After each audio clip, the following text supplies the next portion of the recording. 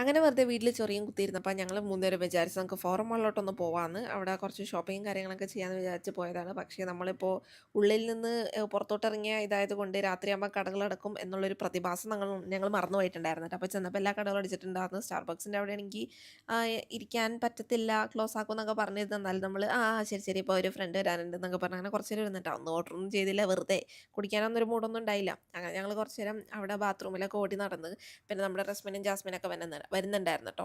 അവരുടെ കൂടെ ഒന്ന് ചെറിയൊരു നൈറ്റ് ഡ്രൈവും കാര്യങ്ങളൊക്കെ ഉണ്ടായിരുന്നു. നമുക്കൊരു ബൂസ്റ്റും അതുപോലെ തന്നെ വേറെ എന്തോ ഒരു വെള്ളമാണ്, അത് ഞാൻ പേര് മറന്നുപോയി.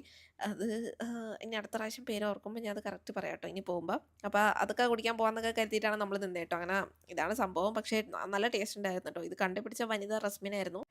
എന്തായാലും നല്ലൊരു ദിവസമായിരുന്നു കേട്ടോ. നമ്മൾ വെറൈറ്റി സാധനങ്ങളൊക്കെ ഒന്ന് ട്രൈ ചെയ്ത് ഈ മനുഷ്യന് ഇതിട്ട് പൊട്ടിക്കണ കണ്ടിട്ട് പേടിയായി. ഇനിയിപ്പോൾ വല്ല ഇതൊക്കെ പൊട്ടിത്തെറിച്ച് മേത്തൊക്കെ ഇരിക്കുമെന്നൊക്കെ ഉള്ളൊരു സംഗതി ആയതുകൊണ്ട് ഞങ്ങൾ കുറച്ച് മാറിയൊക്കെയാണ് നിന്നത്. പക്ഷേ അയാൾക്കതിൽ പരിചയമുണ്ട്, നമുക്ക് പരിചയമില്ലാത്തൊട്ടല്ലോ അയാൾക്ക് പരിചയമുള്ളത്.